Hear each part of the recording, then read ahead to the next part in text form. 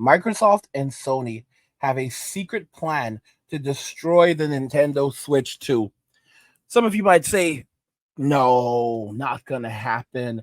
Nintendo has carved out their own space and there's nothing that can be done to stop them at this point. Maybe not.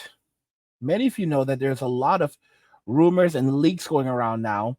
In fact, some of them have been almost confirmed that both Sony and Microsoft are working on new consoles, not just any new consoles.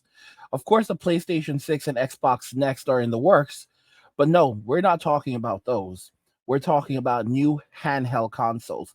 Phil Spencer even went as far as recently discussing what he would like to see in an Xbox console that was in handheld form, and he mentioned specific things he wanted in there. And recent leaks have suggested that Sony is also working on a PlayStation Portable, so a new PSP, specifically, supposedly under the PSP brand name. And what's most interesting is we've already had some specs leak out, or specific facts of what it'll be able to do. One of the major considerations or leaks is that it will play PlayStation 4 games. And here's the thing, if it can play PlayStation 4 games, it will also likely play PlayStation 5 games, because it will probably get a RAM upgrade, giving it 16 gigabytes of RAM instead of 8 gigabytes of RAM like on the PlayStation 4 right now. And this would pretty much just give it the boost that it needs to easily run PlayStation 5 level games. We know this is possible when you look at some PlayStation 5 only games that are running just fine on the Steam Deck. What makes them run so well on the Steam Deck is specifically the extra RAM. The Steam Deck has 16 gigabytes of RAM, but the Steam Deck's processor is not as powerful as the PlayStation 4's processor, seemingly. So the PlayStation 4 can still deliver better graphics than the Steam Deck, but the Steam Deck can still play games at a better pace than the PlayStation 4, heavily because of that extra RAM.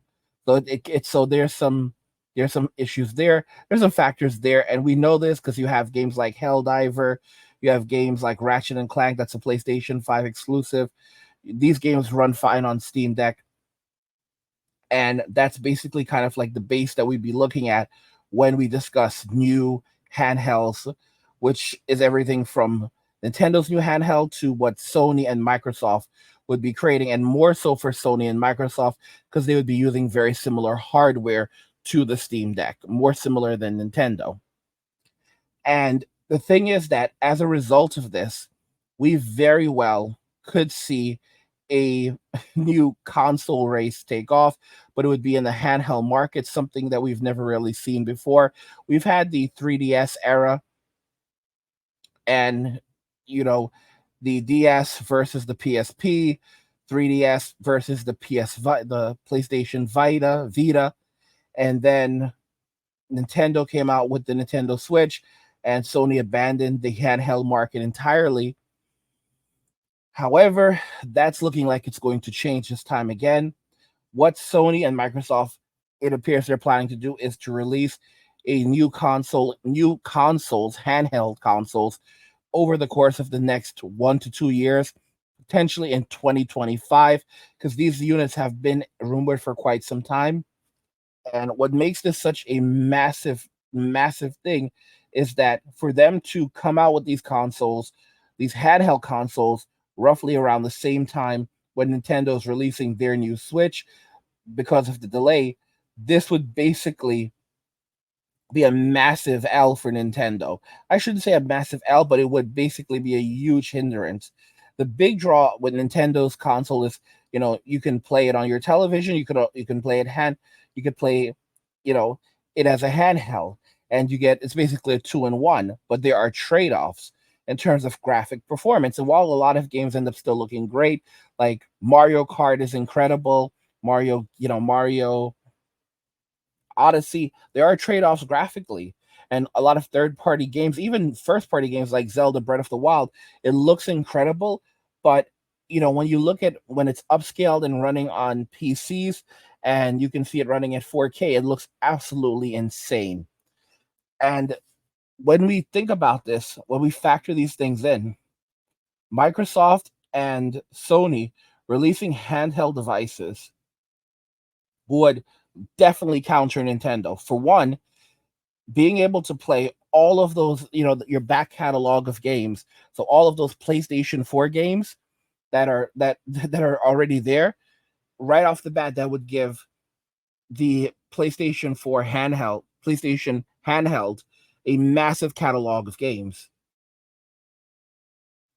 Currently, there's only something like 5 exclusives for the PlayStation 5, and I suspect, like I said, that Sony would update the RAM to around 16 gigabytes of RAM on the PlayStation Portable handheld, the new PlayStation Portable handheld, and as a result of that, it would allow them to basically get all of the exclusives that are on the PlayStation 5 running just fine on the PSP handheld, or so the PSP 2, that's what we'll call it for right now, or PSP Rebirth. Maybe they'll go the route of Final Fantasy 7 and call it Rebirth. I don't know. But PSP next, PSP 2. Let's go with PSP 2. I like PSP 2. They won't call it that but I think I love PSP 2. But yeah, or PSP 3.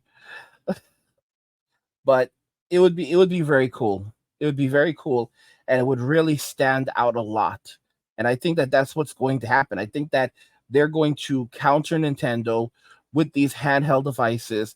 It's going to set off a complete and utter chain for everyone, because if you want to play your games, in the best possible resolution, you can go and you can pick up a PlayStation 5 or a PlayStation 5 Pro, which is evidently coming. So if you want your games to look the absolute best when you're at home, then you can play on PlayStation 5 Pro or just a normal PlayStation 5. Or if you want to have your games on the go, then you have your PSP 2, and you can play your games on the go, or you can even play them in bed. And this is massive.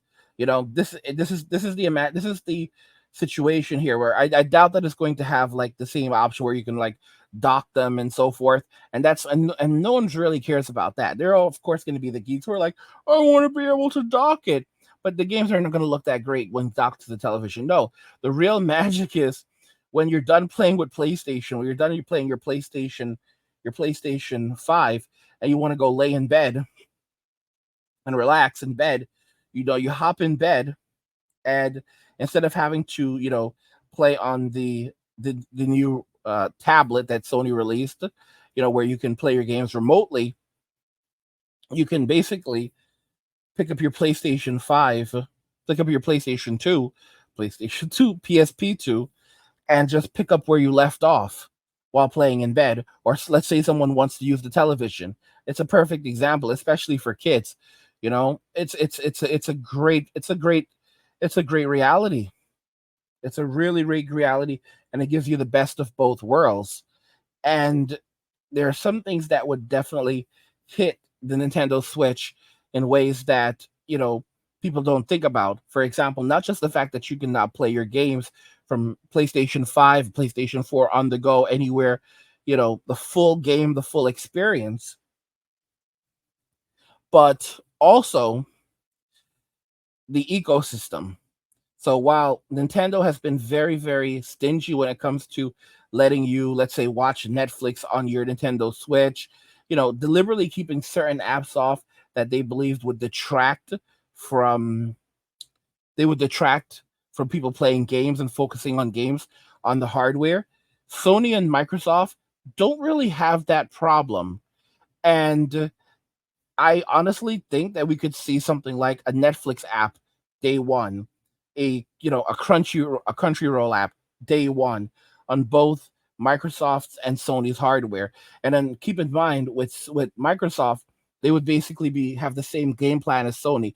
You'd have a handheld console, would be compatible with Game Pass, so you'd be able to play all of your previous Xbox games, Xbox One games, just like you can with the Xbox Series S. You'd likely be able to play most of pretty much any game that you could play on the Series S, you'd be able to play on your handheld. I mean, which is pretty much almost all of them. I mean, it would be massive, and it would take a lot of the buzz away from Nintendo. I mean, think again, having a portable PlayStation 5, because that's essentially what I think it's going to be. I think it'll play PlayStation 4 games, but it'll also play PlayStation 5 games because there are just not many PlayStation 5 games.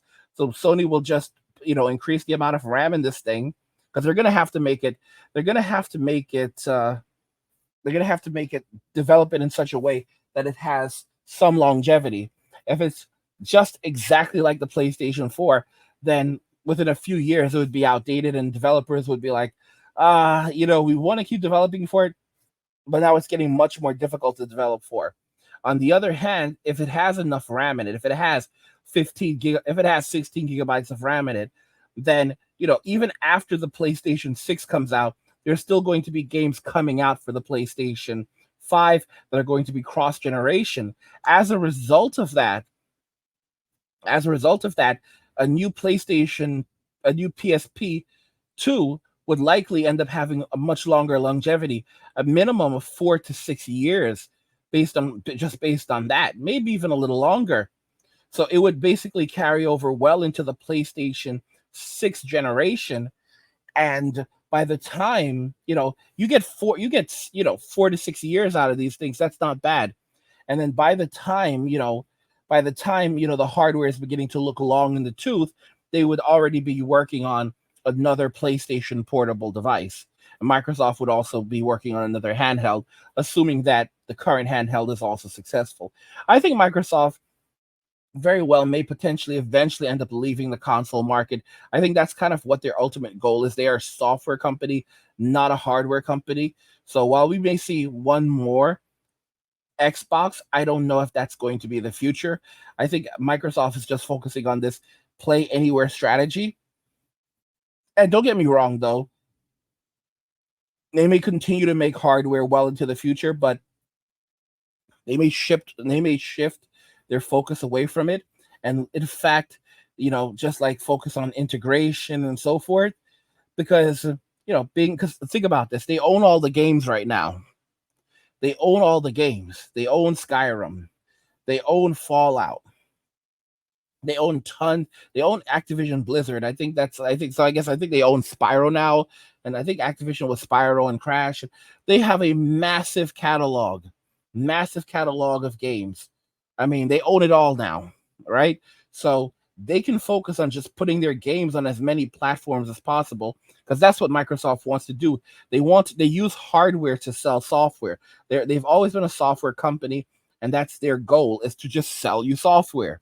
They really don't care what console it's on. They just want to sell you their software. They want to sell you their software on the PlayStation. They want to sell you their software on PC. They want to sell you their software on Xbox. They don't really care where you buy it. They just want you to buy the damn thing. But all of this could put a huge dent in Nintendo's bottom line, because if these companies are coming out with their own handhelds, a lot of people are going to jump on and purchase a PlayStation Portable 2 right off the bat, a PSP 2. A lot of people are there's so much demand for it.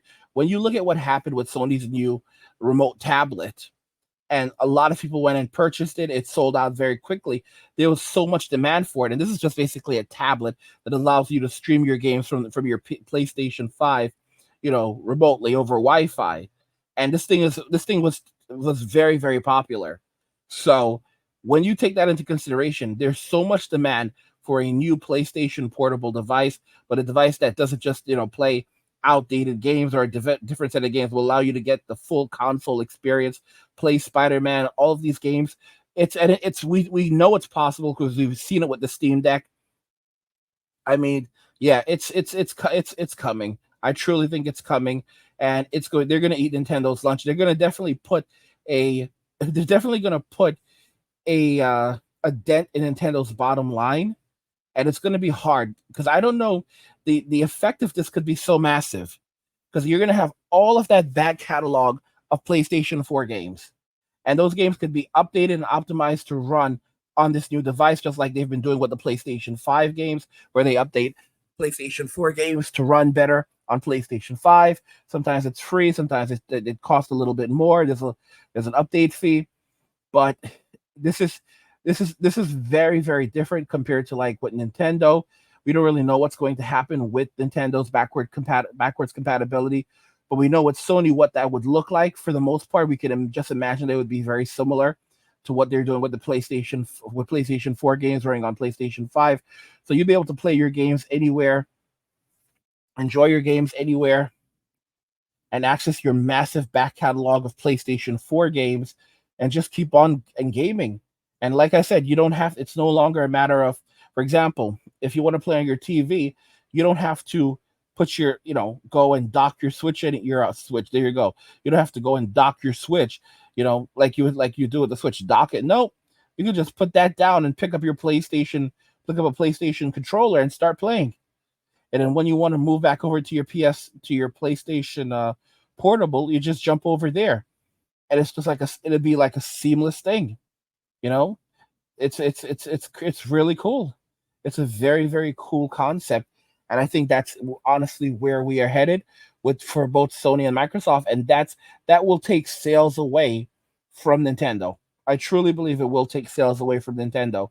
I mean, if I had to choose between a Nintendo Switch 2 and a PlayStation 5 portable, or PSP 2, which one would I choose? And it's a hard one. It's an absolute hard one because there's a lot of great games on PlayStation 2, PlayStation 4, and like I said, a handful of exclusives on PlayStation 5. So when I take that into consideration, like I said, I honestly think that all of those PlayStation 5 exclusives would be accessible on this new hardware. And even if they weren't, it wouldn't really matter, but I think they would be. When you take that into consideration, you know, it's it's a hard one because it's like a maybe it's like right off the bat you're like maybe these games will come to Nintendo Switch, or I could get these games on the new PlayStation hardware where they're going to be cheaper. Like, so for example, like you can play your back catalog of PlayStation 4 games, and PlayStation 4 games tend to be cheaper than a lot of Nintendo Switch games. They honestly do. They tend to be cheaper, older games. Like for example, you can pick up The Witcher for like $20, 20 bucks, $30 on PlayStation 4 or versus it's been like, and even before PlayStation 5 came out, it was like that. You can pick up The Witcher 3 for like $30, $20 but if you go to the Nintendo Switch version, it's still $60. And it's like that with most of the hardware on Nintendo for some reason. For some reason, developers keep the prices very high on Nintendo's hardware. Probably they're just copying Nintendo because Nintendo is known to keep the prices firm on their games. That's why even Mario Kart's been out for a long time now. Been out for 7 years, over 7 years, and it's still $60. They don't lower the prices on their games. You might get a deal from time to time, when they have a store sale, but the games will always remain $60. And in the next generation, when they raise the games to $70, which it seems is evident, or at least some of the games, you're going to be paying $70 for each game permanently, more than likely. And I think 70 is just way too much. And they're going to hold those prices firm at 70, and people are going to pay for it. But it's just hard. Like, it's hard. That's going to be one really big difference. Like, why do I want to pay $60 for the exact same game on Nintendo's console, when I could just get it on, I can have the same handheld experience from Sony, and they're going to allow me to do things that Nintendo just won't allow me to do on their consoles. Better, more customizability, more functionality, more access to better apps, a better interface, arguably better interface, way more features. It's gonna be no, I would honestly probably pick up a PlayStation. I would probably pick up a PlayStation PSP 2 before I pick up a Nintendo Switch 2. I'm just being very. If they came out at the exact same time, if it was just like one or the other, like if it was just like if they came out at the exact same time, if they came out at different times, then yeah, like Nintendo Switch 2 comes out in in like March, and then the PlayStation Portable comes out. PlayStation PSP 2 comes out in the fall of 2025. So Nintendo brings out their console in March of 2025, or spring of 2025, and Sony brings out their handheld in the fall of 2025. That it's like I'd probably try to get both. If I have disposable cash on hand, I'd probably try to get both. Although it'd be kind of problematic, because I don't think it would be problematic, because I need a new Switch anyway. We all need to upgrade at this point. So it's like, yeah, I would just grab both. But if I had to choose between one, like, angry, you can only just choose one, then I would probably just pick up the PlayStation PSP 2, and I'd be so ecstatic. It'd be so much fun, because I don't have a PlayStation 5. I have a Steam Deck, and I see really no purpose to go about getting that. But, one of the things I don't like about the Steam Deck, I love the Steam Deck, but one of the things I don't like is, for example, you cannot turn it off while it's downloading games, or it's updating. It's annoying. And of course, you can go into like desktop mode. You can go into desktop mode, and you can use the Steam client from desktop mode to do that if you want to do that. However, it's annoying because you have to switch to desktop mode, then open up the Steam client from desktop mode, then download the game from the Steam client in desktop mode, and then once the game is downloaded, then switch back over to handheld mode on the Steam Deck. Because there are separate modes. There's handheld mode and there's desktop mode. Handheld mode is when it basically looks very much like a console, and desktop mode is when it looks like a PC, but you can still play your games and access Steam from the desktop. So it's kind of a pain, jumping back and forth just to have the same functionalities that you would get on a normal console, or the Nintendo Switch. So being able to have all of that in one place would be really, really great. And of course, I would still have my Steam Deck for Steam and all the deals and so forth. But again, there's like so many games on the PlayStation 4 right now, the store that are affordable, and you're gonna get, and the prices are going to improve over time. So that's going to create a lot of competition. I think that's really where things are going. And then there's also Game Pass, if Microsoft comes out with their own console. And like I said, it's very possible they will. Let me know your thoughts on this, guys. What do you think? Microsoft and Sony have a secret plan to destroy the Nintendo Switch 2. What do you think? Do you agree with this? Do you think that Microsoft and Sony are going to go this route, drop their own handhelds right around the same time as Nintendo, and take some of the excitement and the steam out of their engine? Let me know what you guys think, and we'll talk about it in the comments. Like, share, subscribe. We'll catch you in the next one. Peace.